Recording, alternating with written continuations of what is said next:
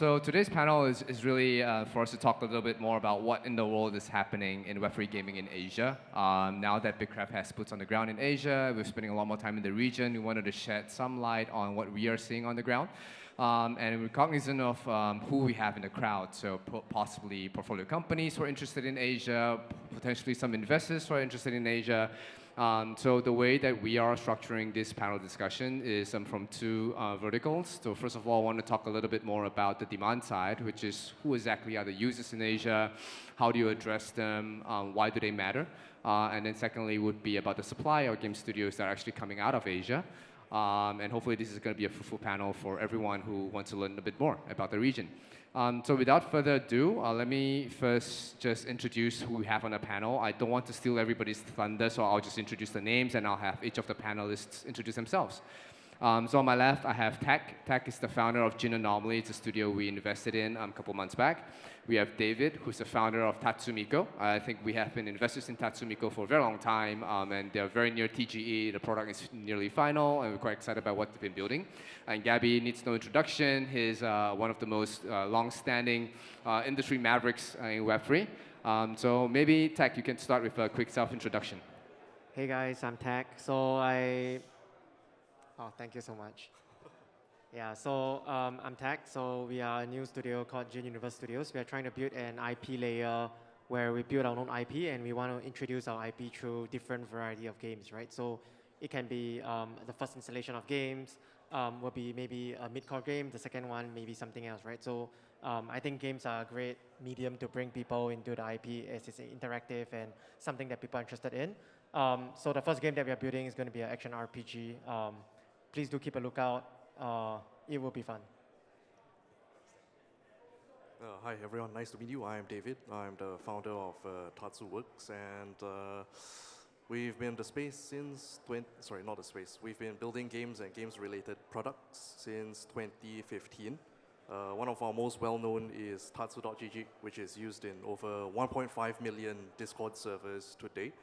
Our latest project is Tatsu, which is live sim crossed with an RPG game, which also has a lot of social integrations distributed through our platform as well.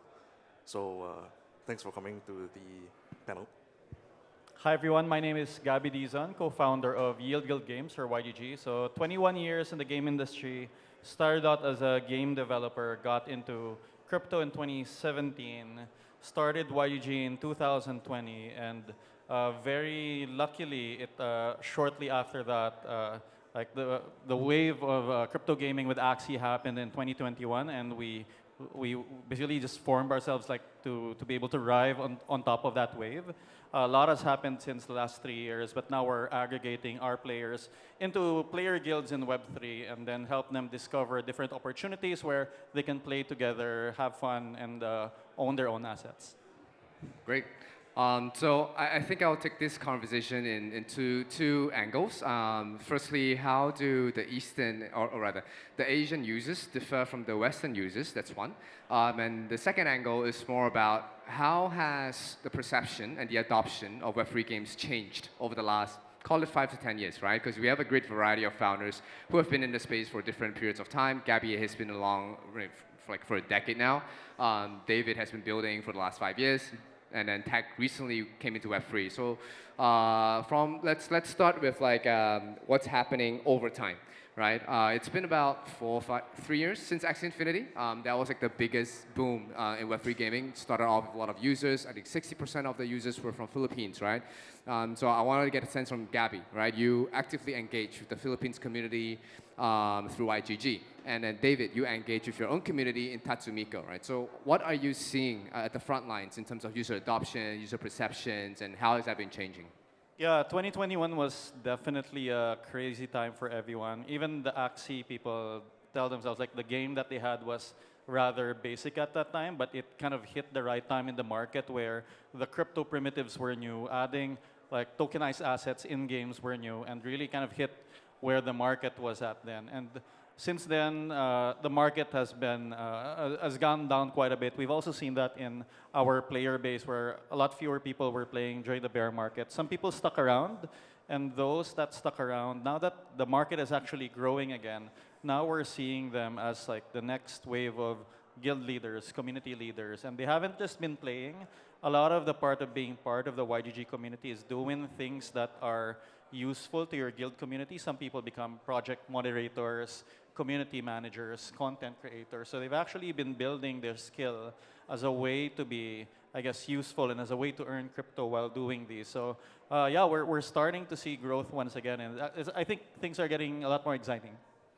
Maybe a follow-up question, right? So it sounds like a funnel, right? We have like the users initially coming in and then now converting into like more important contributors in the ecosystem, right?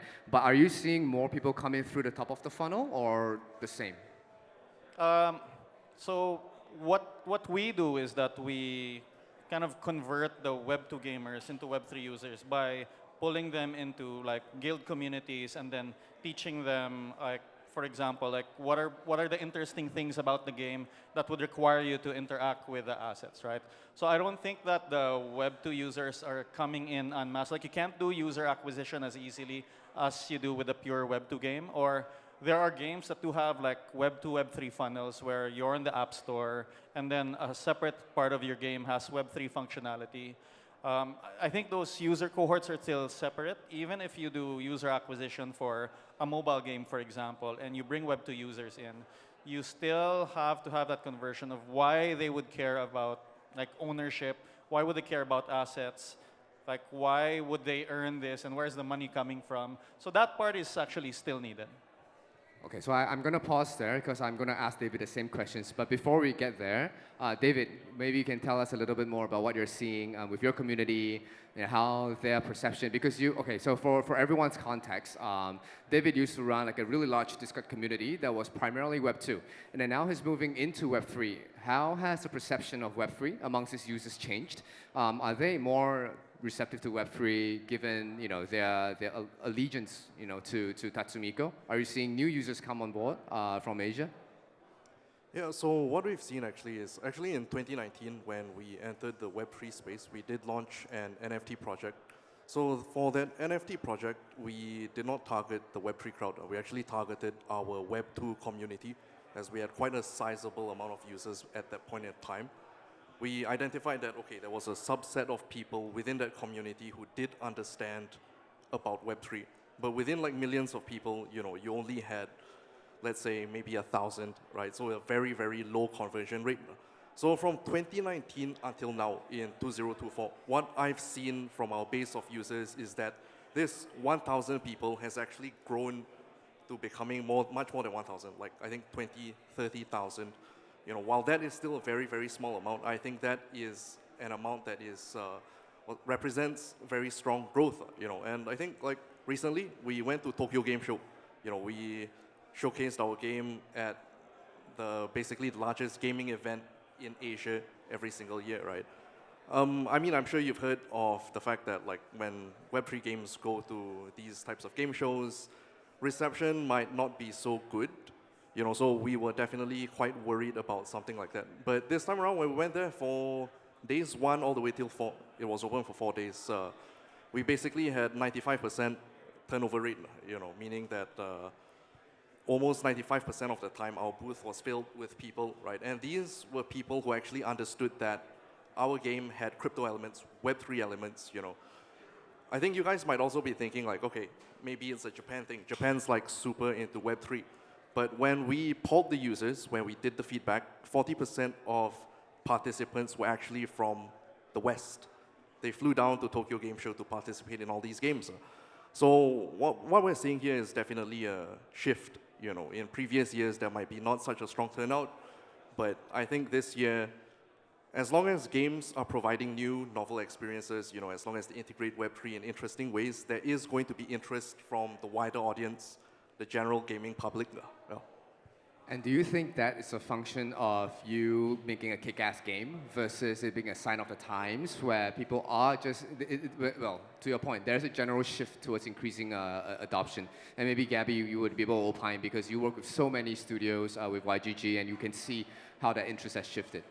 Yeah, so now I would say 3 years in, there's definitely a lot more quality content. So For example, we work closely with a game called Parallel. So it's a TCG. There's a whole free-to-play funnel where you don't need to have any crypto. And then there's a crypto funnel where if you buy the NFT cards, you can actually start earning tokens. And if you're good on the esports side, you can actually earn a substantial amount of money without paying for anything. So we've seen there is some resistance, but the resistance is actually from people who have a reflexive idea of crypto or NFTs but haven't tried the game. What we've noticed is that if people try the game and the content is good, it actually melts away a lot of these, all of the prior preconceptions or complaints. So definitely the quality of content really matters. Make a good game, show it in a booth with the other games. We've seen this with some titles at Gamescom, for Tokyo Game Show. Like showing the game out there actually is the best thing you can do. Okay, so I think this is a good segue for me to introduce Tack. So for those who do not know, I think Tack used to run a crypto hedge fund. He was a GP of a hedge fund, and then he decided to pursue his passions and build a game studio. So you are the latest entrant amongst the three of us here. What were you seeing on the ground that gave you the conviction and desire to build in this industry? Granted that you already understand crypto and you were very familiar with the markets, very crypto-aware kind of person, but there must have been something you saw in the market itself that prompted you to say, hey, I think this is actually the right time to be building something for the market. So I think as Gabby said, right, I think from 3 years ago until now, crypto games itself have changed, right? Like it has evolved from something very simple, just a very simple farm, into now you look at games that actually put a lot more effort and thinking into game design to try to make something fun and engaging for people, right? But I think if you look at the broader ecosystem right now, I think most of the games that exist in this space, unfortunately, it's still not of a good quality. And on top of that, people tend to play it more like a job rather than play it more for entertainment, which is very different from in normal gaming where we play it for entertainment, right? And in that sense, people actually are okay to spend money because people are fine with spending money for entertainment rather than spending money to work by playing like a job. So for me itself, the opportunity came when me being a lifetime gamer myself, I enjoy games a lot, but I just looked at this space and I was like, okay, I think there is an opportunity to create something with great content here. I don't think that we are there yet as a space, but we are generally gradually moving towards that convergence between Web 2 and Web 3 gaming, right? And I think at a point in time, like we shouldn't be even differentiating Web 2 and Web 3 gaming, right? It should just be games. And whether games are fun or not, it shouldn't be, oh, you are playing a Web 2 game and you are playing a Web 3 game, right? So I think we are still early in the sense that people are still figuring things out. People are still figuring how to meld certain elements of crypto features into the game, what is good to take away from the crypto portion of things, what is good to take away from the more centralized portion of things, and how to like melt that into an actual good experience for the users itself, right? Because in the end, if you want to create something fun, it's not really about what I want to create, right? It's about what users want to play. It's about what is the user experience. Do they find it fun?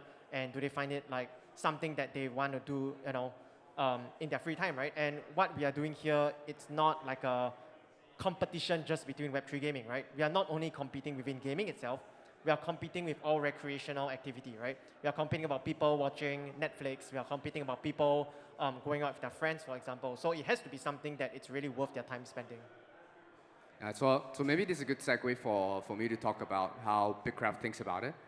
So we get the question a lot when we speak to, let's say, potential LPs, and sometimes it's just industry partners who are in Web 2, about why are we still excited about Web 3 gaming? The boom and bust has come and gone. And I always like to reference this book by Carlota Perez. So Carlota Perez is like a very famous Argentinian economist, and she wrote in this seminal book called Technological Innovations and Financial Cycles. And in that book, she mentioned how it's very predictive whenever there's a major whenever there's a major technological innovation, a bubble always forms and then it pops. And then she references many examples. So you remember like the railway boom of the United States. I can't remember exactly, like 1700s, 1800s, and then you have the internet, dot-com boom. And what happens usually is because when people see new technological innovations, they tend to overestimate what technology does in 2 years, but they underestimate what technology does in 10 years. And this leads to a lot of capital flowing into the crypto ecosystem, for example, and it causes a lot of like mistakes to be made, right? People thought that crypto was meant to do this and that, and then once the bubble has popped, people learned a lesson, and then real builders come in, and then they figure out, oh, actually, I can do this to solve this problem. I can do this to solve that problem. And that somewhat fits, like the Gartner hype cycle that you see a lot. Like there's a bubble, and then the trough of disillusionment, and then now like the real people come and build in the right direction. And I think that's sort of like it's a good synthesis of what we're hearing is that on the ground people are starting to understand what crypto gaming actually is because it's actually being built in purposeful ways. It's not just like quote unquote the Ponzi's that were built in the previous cycle, and that's why we're seeing increasing reception and adoption by the users, and at the same time more and more people coming to build in Web3 gaming Asia.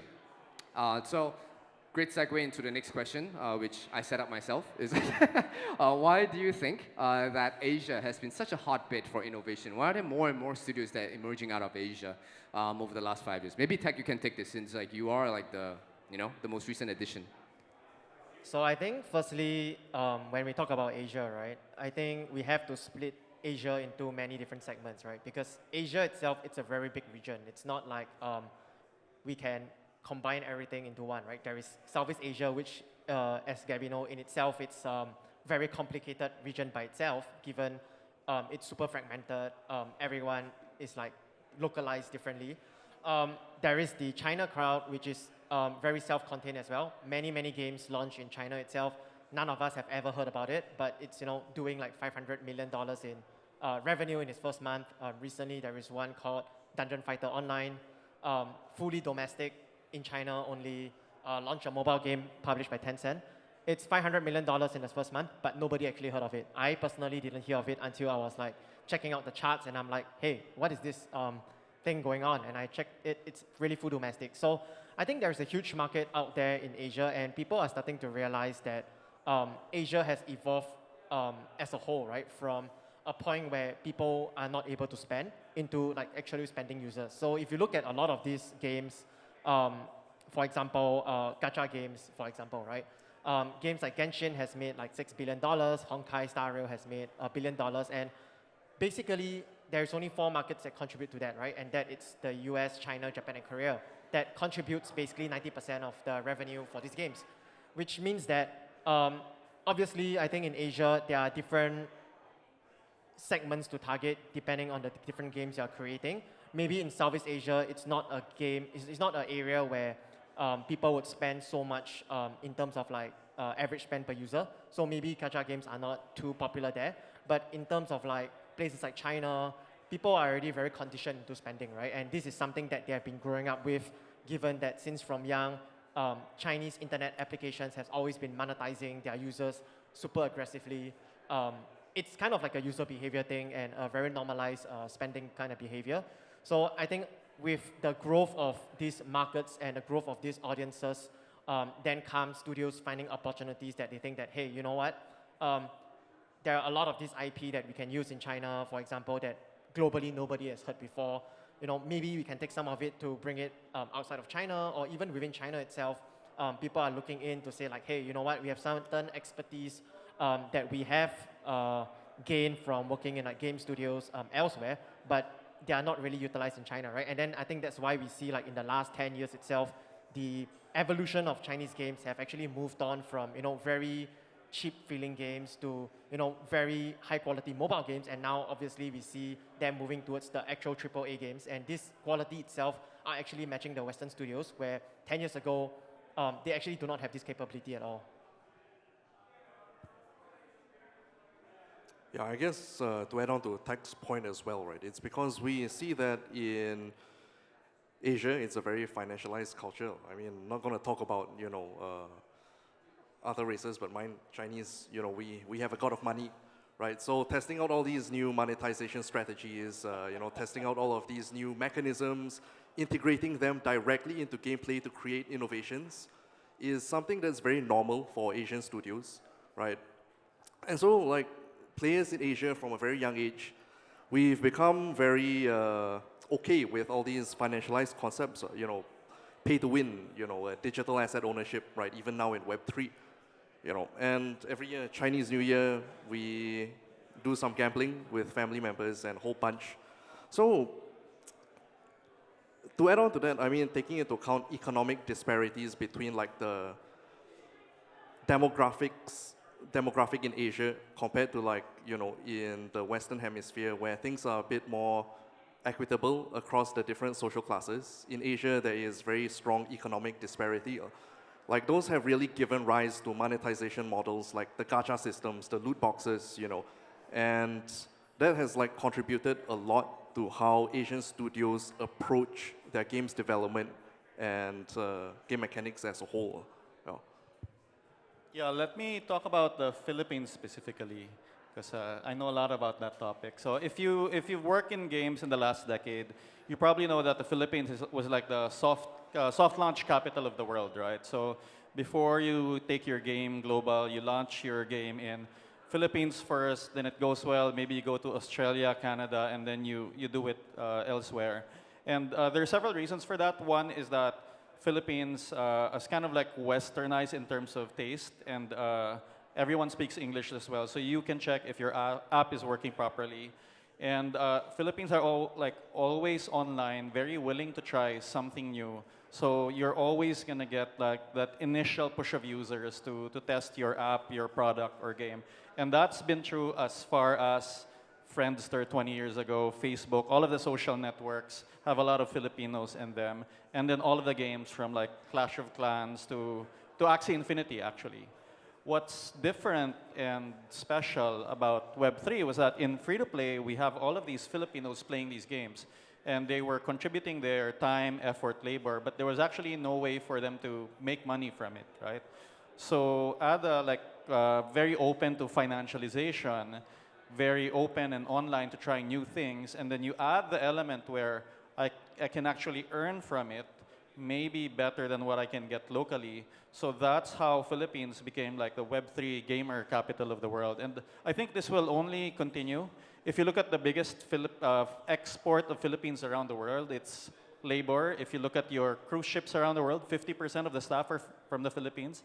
Even here in California, there are a lot of people on the service side, and they're the ones that are also playing these games. And the interesting part here is that as these players are exposed to Web3 games, they actually start earning crypto, owning more of their own assets. So one of the surprising things working with games in the last couple of years is that as the time goes by, even players from the countries that are normally, I would say, low to no ARPU, they're actually starting to spend money as well.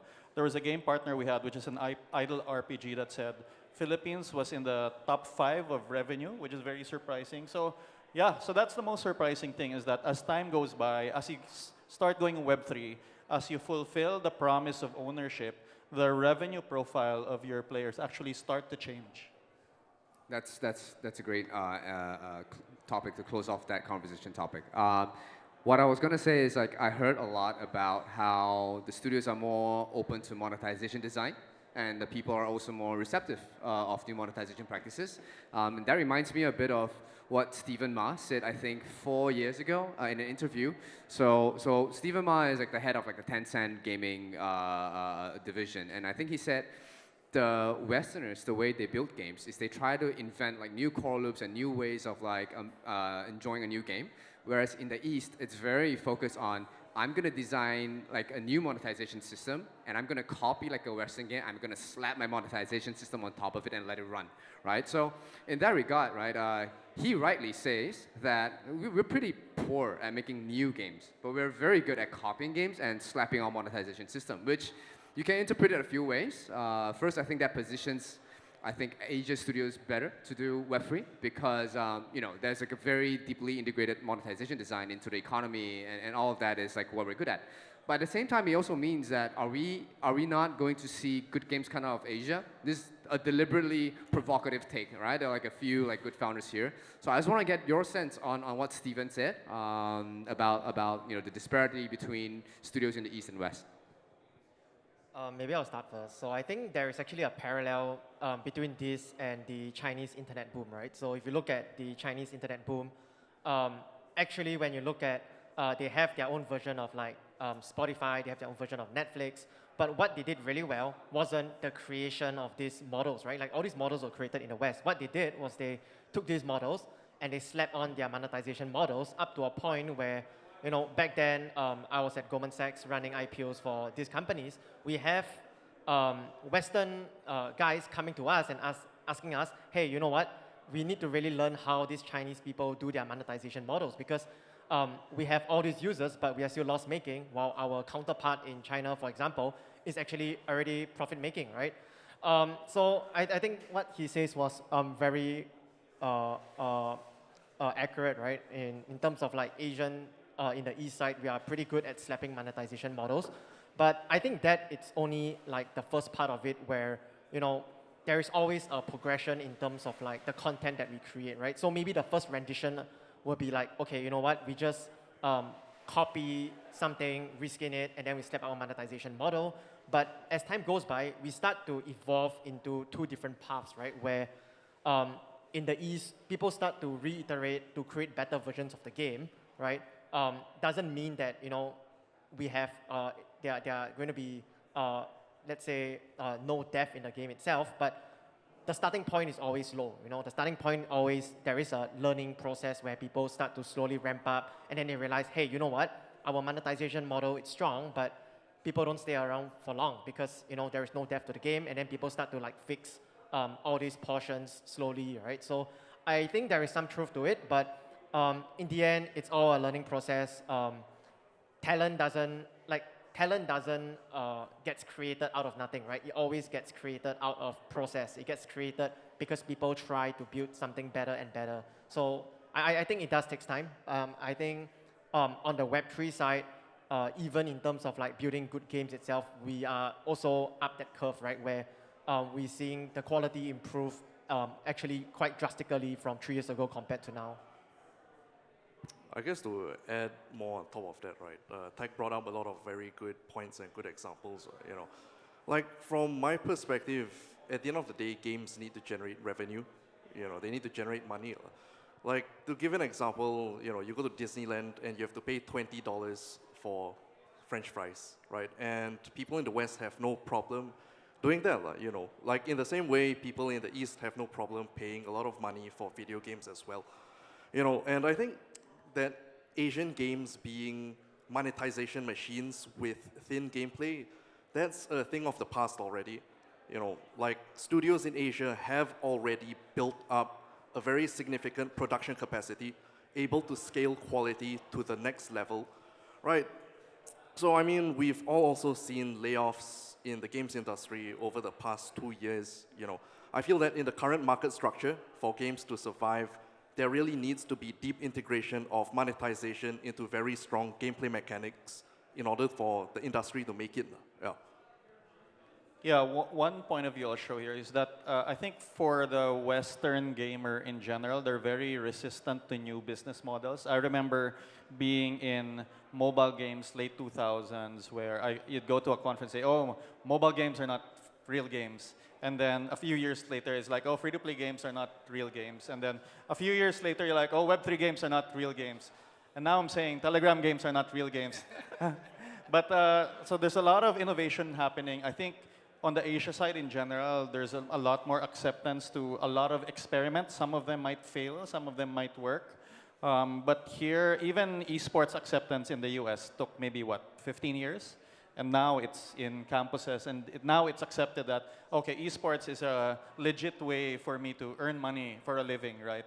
So I do think that there has to be a game that kind of breaks through, that's acceptable to like Western audiences. It might be a game like Off the Grid, who knows? And then that kind of paves the way to legitimize everything else. History does rhyme a lot, yeah? Like we keep seeing all this. I remember if any of you were here last year, I did this whole presentation on like the transition of the impressions of free-to-play. And if you like tried to pull like the Google search results of free-to-play like 6-7 years ago, everything was so negative. And then like you go back to like maybe 1 year ago, it's all like, okay, this is like the new paradigm, this is here to stay, da da da da da da. So yeah, hopefully that's the same thing that we will see in Web3. And maybe one final question before we open the floor for questions. Given the importance and the rising consumption capabilities of the Asian audience, what are the best ways to go address these markets, right? In terms of content, in terms of distribution, should we go talk to YGG, talk to Gabby, local partners? What are they looking for in terms of monetization mechanics or content? Any color that we can share with the audience? Yeah, I'll start. So community building is different from user acquisition. So I think you have to view your user acquisition strategy both from top down and bottoms up. And I think everyone who comes from free-to-play understands top-down. Use your channels, whether it's Facebook or Google acquisition, and then you run it down your funnels. The bottoms-up way is a lot more messy and manual, building a community and realizing that community is very powerful in Web3, that like, especially if you have a token, a lot of the strength of your token actually comes from the strength of your community. And then the product is layered on top of that. And then you acquire your users on top, and you try to convert them into community members, right? So I would say, having a strong user base and strong community is pretty different from, I would say, just a typical Web2 user acquisition funnel. So I think Gabby has a good point on distribution, but I talk a little bit more on the monetization part, right? So one question I was asking myself, right, it's, why I feel so unhappy spending $60 buying a AAA game on Steam, but why do I feel so happy spending $500 on a free-to-play game? Then I ask myself why. And I realized a lot of it actually, it's monetization. It plays with the psychology of the player itself, right? I can give you an example. We see people, we buy $60 games, and then 3 months later, they release a DLC, cost $20. And then as a user, I'll be like, oh my God, this is such a scam. They should have given me all the content, and now I have to pay $20 more for extra content. So that was the mindset, right? And then I was playing all these free-to-play games. They let you pull gacha, few dollars per pull, and then by the time you pull 70 pulls, right, you are 20 away from this thing called a PT pool. So normally they structure it where if you pull the gacha 90 times, they will give you a complimentary one that gives you the thing that you want to pull for, right? So the maximum amount is 90. So you pull 70, and then you'll be like, okay, so now I am short of 20, right? I got that 70 pulls for free, so I have two choices. I can either save this for the next season, where I can guarantee myself a pull for the next season and be happy, or I can top up 20 pulls and get the current season. And then at that point in time, as a player, I'll be like, oh, thank you developers for giving me 70. Now I just have to pay for 20 pulls, and now I can get this limited item. So I actually feel happy spending the money instead, right? So I think a lot of things is about how you structure the monetization as well. I think there should be a lot of things that we can learn from games out there. I think Lilith Games actually did a very good way of monetizing their users, right? Like people actually do feel sometimes happy, sometimes people feel competitive in terms of like wanting to spend money. And after spending money, they don't feel like they're angry, they feel satisfied. Okay, I think we're almost running out of time. We have 5 minutes left, so I'm just going to open up the panel, open up the floor for questions. If anyone has any questions. What's the opportunity for AI gaming? What's the opportunity for AI and gaming in Asia? I think it depends on what angle you're looking at on AI. There are a couple of attempts for like using AI agents in games. The ones I see are the ones mixed with Web3. I do think that there is also openness to it, but I haven't seen like an execution that's kind of at the polished stage yet. There's a portfolio company of ours called Cypher, and Cypher has this mantra that is, we work in the day, AI works at night. So they've actually built up their own, this engine, trained on their own data that spits out like content very rapidly. And in a world where UA is becoming increasingly challenged, economics are really difficult. So I think being able to create a lot of art using AI has been one of like the biggest value drivers for the company.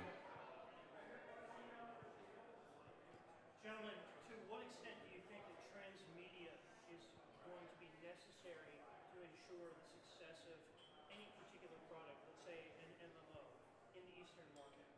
What percentage would you weigh transmedia?